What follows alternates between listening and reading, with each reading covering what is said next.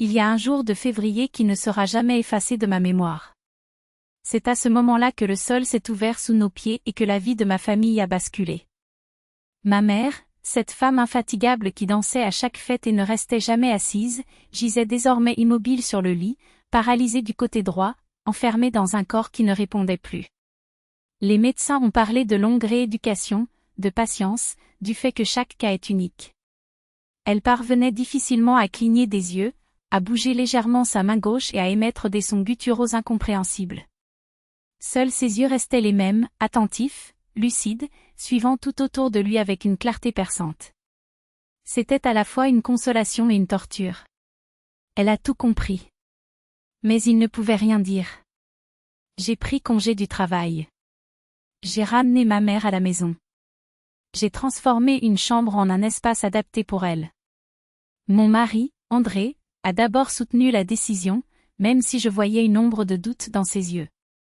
Sa mère, Valentina Petrovna, était plus directe. « Léna, tu réalises ce que tu fais ?» il a demandé quand je lui ai fait part de mes projets. « Ce n'est pas une question de semaines ou de mois. Cela pourrait prendre des années. Vous avez votre famille, vos enfants. » « C'est ma mère, répondis-je simplement. Je n'ai pas le choix. » Valentina pinça les lèvres mais n'insista pas. Les premières semaines ont été un enfer. J'ai appris à prendre soin d'une patiente alitée, tourner son corps pour éviter les escarres, la nourrir par sonde, lui faire des massages, prendre des médicaments. Nous n'avions pas les moyens d'embaucher un soignant, tout l'argent était consacré aux médicaments et aux séances de rééducation. Valentina apparaissait souvent, mais restait la plupart du temps dans la cuisine, soupirant et secouant la tête. « Comme c'est douloureux de te voir ainsi, Lenochka, a-t-il déploré. Vous rompez. André est nerveux. Elle n'a pas menti. Je pouvais à peine subvenir à mes besoins, j'étais tellement épuisée. Je me réveillais au moindre bruit venant de la chambre de ma mère. Les enfants, Artem et Katia, âgés de 8 et 6 ans, ont essayé d'aider, mais que pouvaient-ils faire? Ils ont rendu visite à leur grand-mère, lui ont tenu la main, lui ont fait des dessins. Ma mère cligna des yeux en réponse et des larmes coulèrent sur son visage. Autour de son cou, brillait toujours une chaîne en or avec un petit crucifix, un cadeau de mon père à l'occasion de leur 25e anniversaire de mariage, l'année précédant son décès. Elle ne l'a jamais enlevé. Pas quand nous l'avons emmenée à l'hôpital, ni pendant les procédures. Je me suis assurée que la chaîne restait en place. Pour elle, ce n'était pas seulement un bijou. C'était un souvenir, un lien avec l'homme qu'elle aimait. Cette journée a commencé comme les autres. J'ai nourri ma mère, lui ai changé de vêtements, lui ai fait un massage. Vers midi, Valentina a appelé, « Lenochka, j'y vais maintenant. » J'ai apporté des petits pains faits maison. J'étais soulagée, toute aide était la bienvenue. Elle est arrivée avec un colis, a mis la bouilloire en marche. Nous avons pris le thé dans la cuisine pendant qu'elle se plaignait de la pression et des voisins. « Va prendre une douche, suggéra-t-il. Je vais rester avec ta mère. » Je l'ai remercié d'un signe de la main. Prendre un bain semblait être un luxe inaccessible. Je suis restée sous l'eau chaude pendant 20 minutes, savourant ce rare moment de silence. Quand je suis revenue, Valentina s'apprêtait déjà à partir. « Eh bien, j'ai des choses à faire, » dit-il en évitant mon regard. « Si tu as besoin de quelque chose, appelle-moi. » Je l'ai accompagnée jusqu'à la porte et je suis allée directement dans la chambre de ma mère. J'ai immédiatement senti que quelque chose n'allait pas. Elle était agitée, autant que possible compte tenu de son état. Il essaya de parler, en émettant des sons rauques, tandis que sa main gauche tremblait, ses doigts se contractaient. « Maman, que s'est-il passé? As-tu mal ?» J'ai couru pour vérifier son pouls, sa respiration. C'est alors que je m'aperçus, son cou était nu. La chaîne en or avait disparu. Mon cœur se serra. J'ai retourné le lit, la table, le sol autour. Rien. La chaîne avait disparu. Maman, où est la chaîne?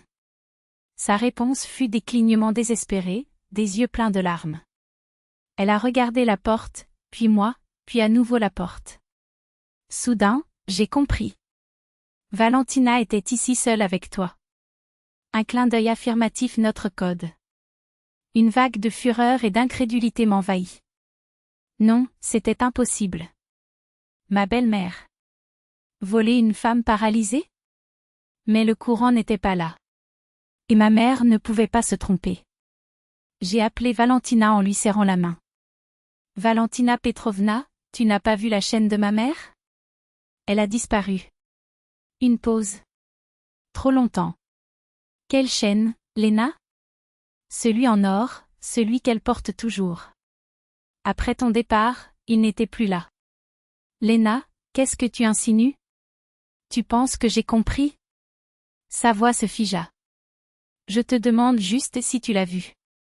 Je ne l'ai pas vu. Et comment oses-tu m'accuser? C'est moi qui suis venu t'aider, et tu me traites comme ça?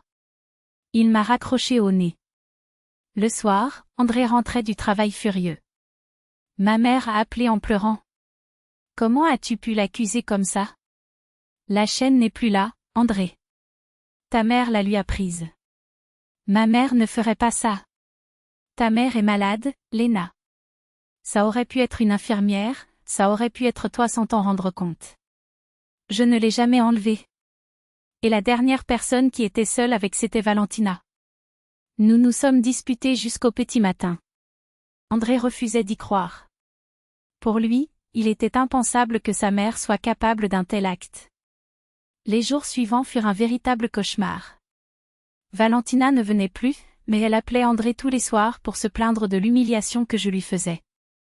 Mon mari est devenu distant. Cependant, j'ai regardé les yeux tristes de ma mère et j'ai connu la vérité. Une semaine plus tard, j'ai embauché un détective privé, dépensant ainsi nos dernières économies.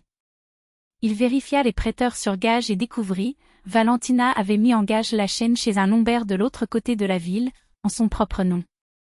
Quand j'ai montré les documents à André, il est devenu pâle. Je vais lui parler, murmura-t-il. La conversation fut brève. Valentina a d'abord nié, puis a fondu en larmes, avouant qu'elle avait besoin de l'argent pour une opération chez son voisin, qu'elle comptait rendre, et qu'elle n'avait pas résisté à la tentation. J'ai récupéré la chaîne et je l'ai remise autour du cou de ma mère. Nous avons pleuré ensemble. Nous n'avons jamais revu Valentina. André n'a pas pu lui pardonner, non pas le vol lui-même, mais d'avoir volé une personne sans défense, pire encore, d'avoir détruit notre famille avec son mensonge. Ma mère a vécu encore 2 ans. La chaîne n'a plus jamais quitté son cou. Et quand elle est partie, elle a été enterrée avec elle un symbole de l'amour de mon père et un rappel de jusqu'où la dignité peut élever une personne, même lorsque son corps échoue, et jusqu'où un être humain peut tomber.